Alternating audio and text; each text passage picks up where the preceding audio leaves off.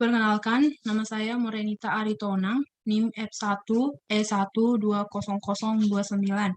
Baiklah, kali ini saya akan menjelaskan tentang sistem informasi registrasi Puskesmas. Nah, di mana tujuan pembuatan sistem informasi registrasi Puskesmas ini adalah untuk memberikan alternatif yang lebih baik kepada Puskesmas agar registrasi pasien dan pelayanan kepada pasien lebih cepat. Dengan adanya sistem ini, diharapkan agar penanganan pasien bisa dilakukan dengan cepat dan pasien bisa mengambil nomor antrian mereka melalui sebuah sistem, dan pasien yang ingin berobat ke puskesmas tidak perlu lagi mengantri untuk mengambil nomor antrian terlalu lama.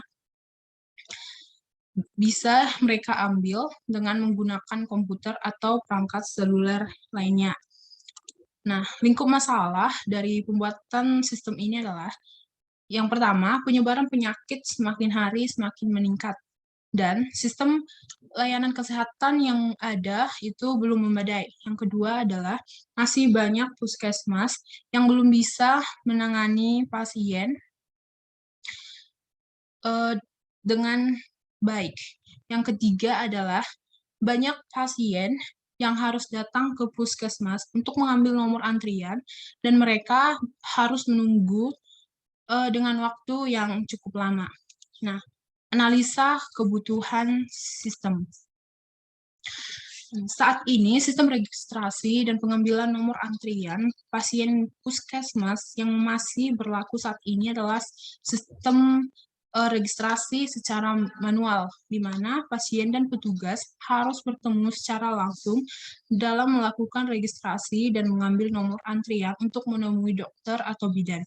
Hal tersebut dinilai kurang efektif dalam perkembangan teknologi yang semakin canggih.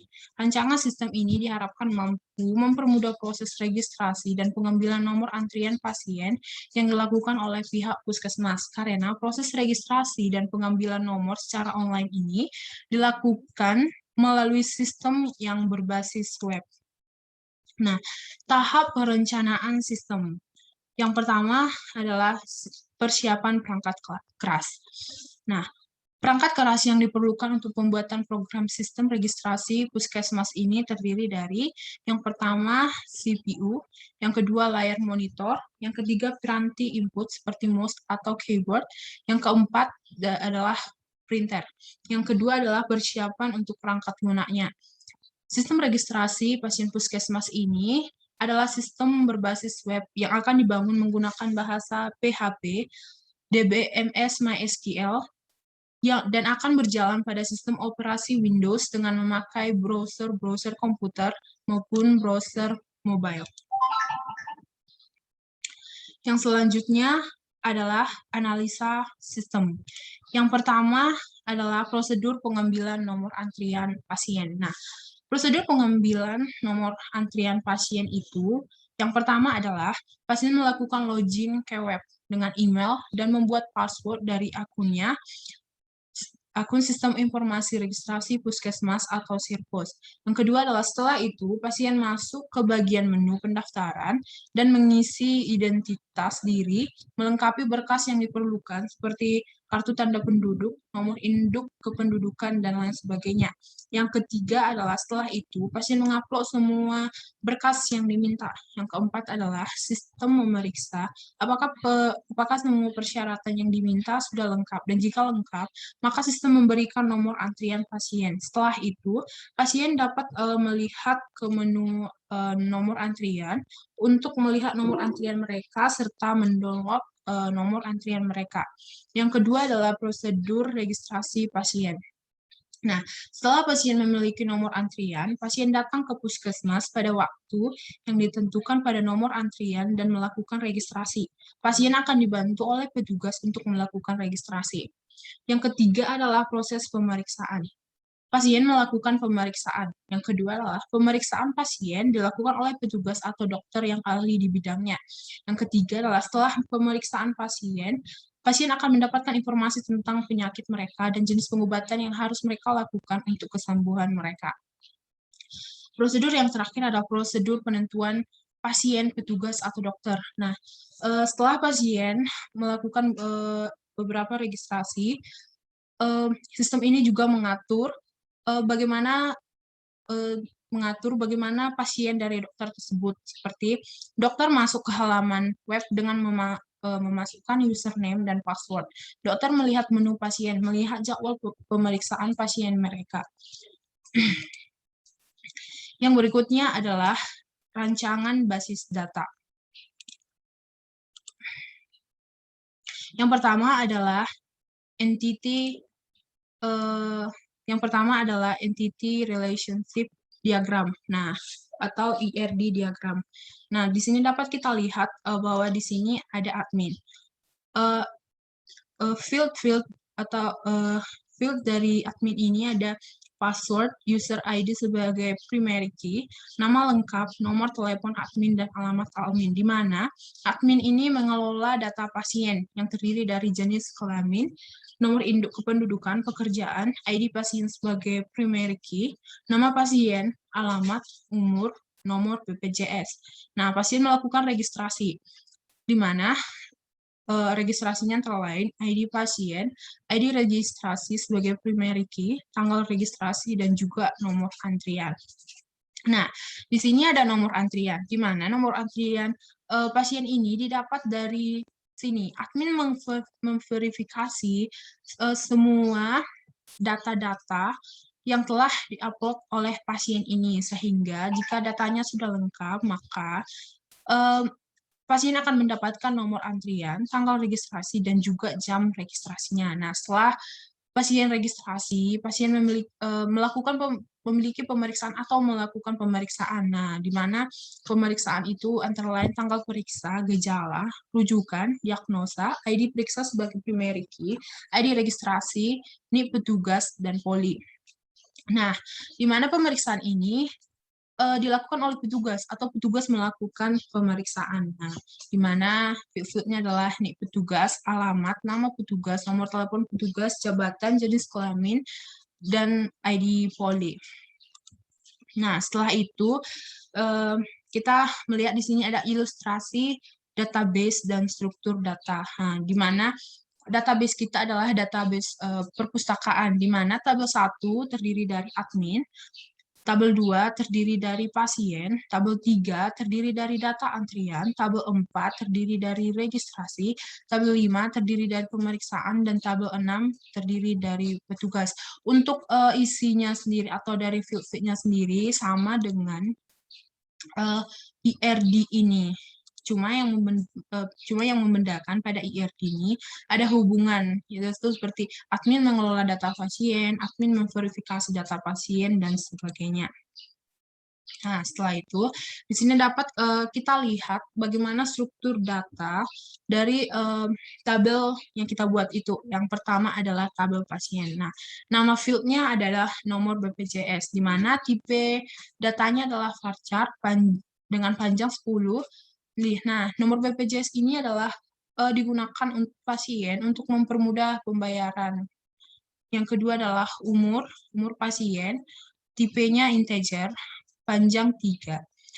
Alamat, ini adalah alamat pasien, tipe data varchar, panjang 20. Yang berikutnya adalah nama pasien, tipe data varchar, panjang 20.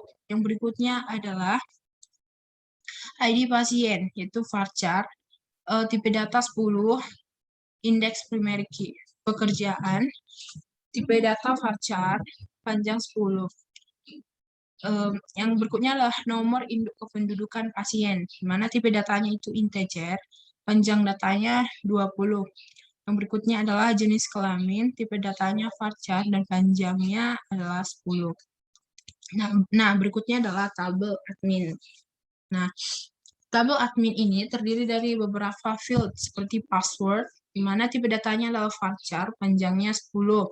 Nah, password ini adalah kode unik untuk masuk ke sistem atau ke web sistem informasi registrasi puskesmas ini. Nah, yang berikutnya adalah user ID.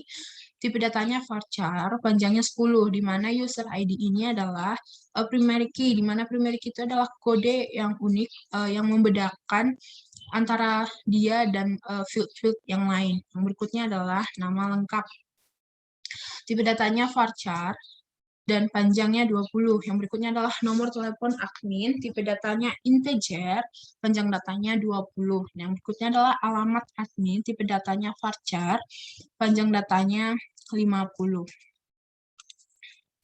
Yang berikutnya ada tabel data antrian. Nah, setelah tadi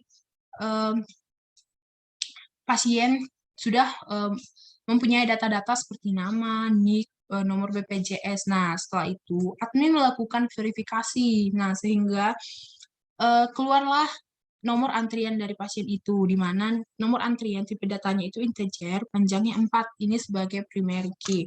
Nah, nomor antrian ini dimiliki oleh pasien. Yang berikutnya adalah tanggal registrasi, tipe datanya date.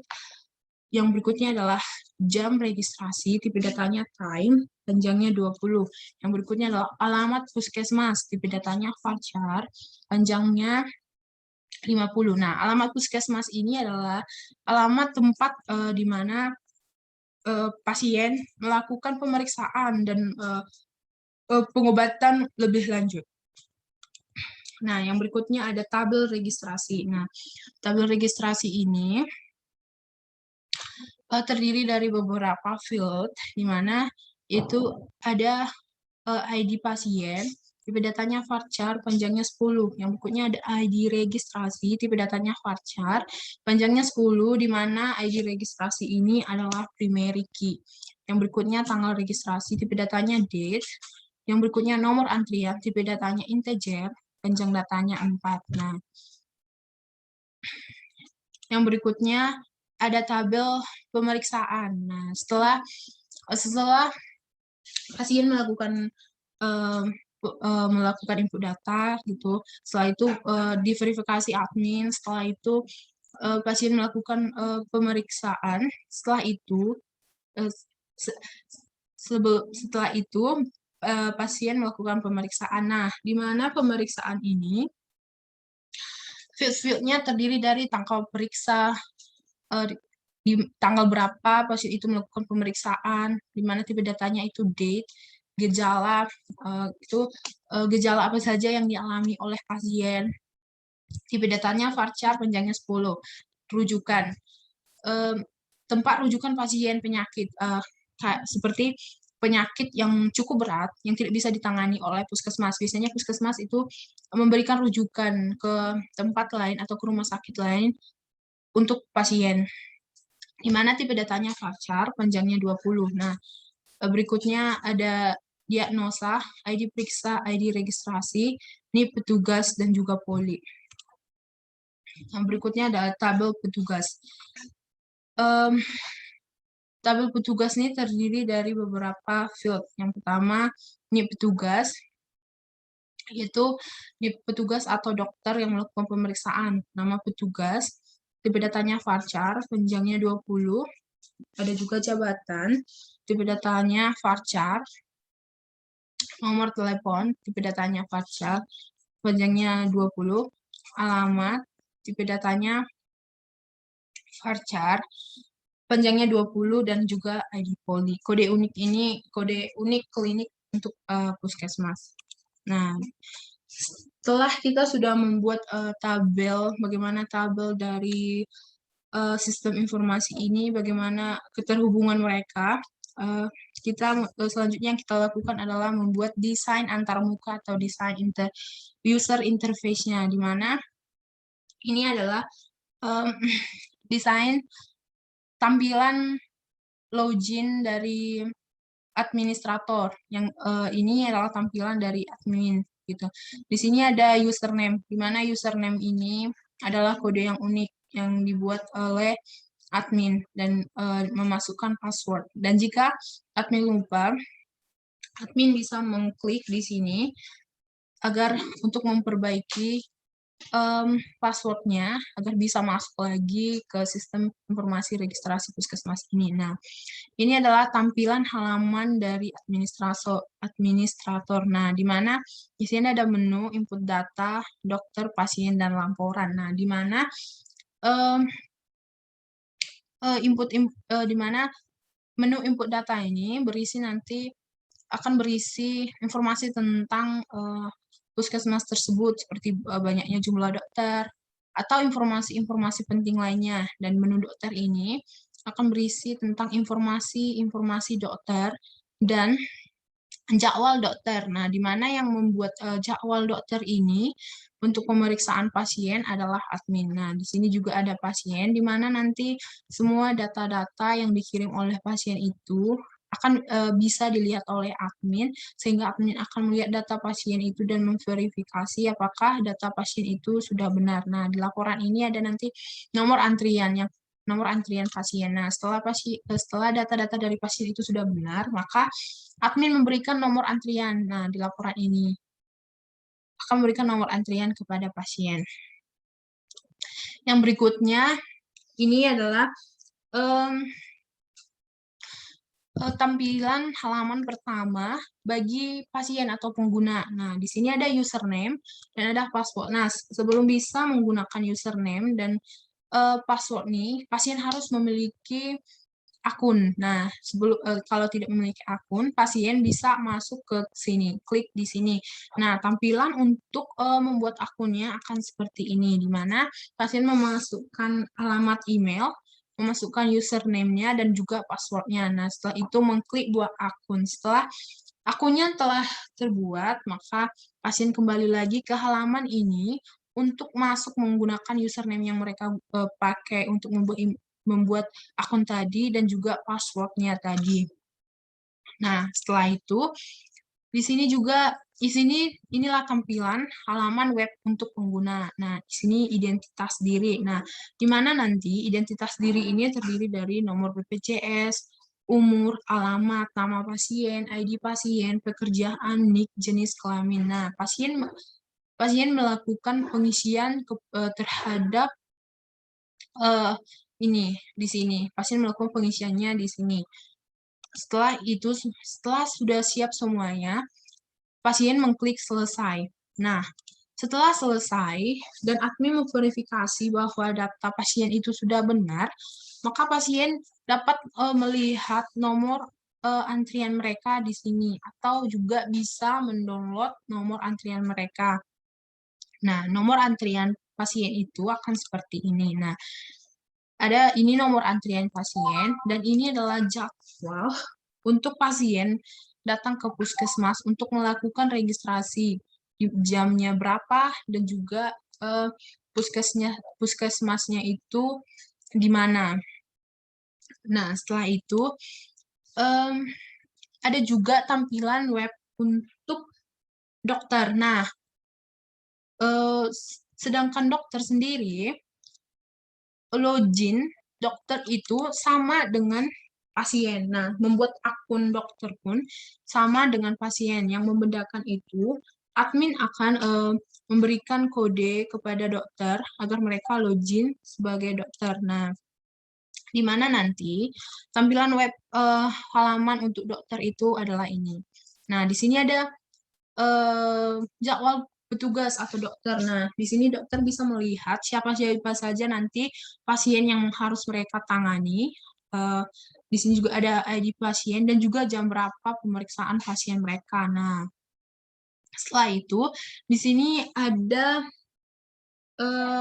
pasien. Nah, di sini adalah data-data pasien. Nah, data menu pasien dan jadwal tugas atau dokter ini hampir sama, cuma yang membedakan di menu pasien ini ada lihat pasien lain. Nah, di mana dokter bisa melihat siapa saja pasien-pasien yang harus mereka tangani. Nah, baiklah, demikianlah penjelasan saya tentang sistem informasi registrasi puskesmas dan bagaimana desain antarmuka dari sistem ini. Baiklah, demikianlah penjelasan saya. Sekian dan terima kasih.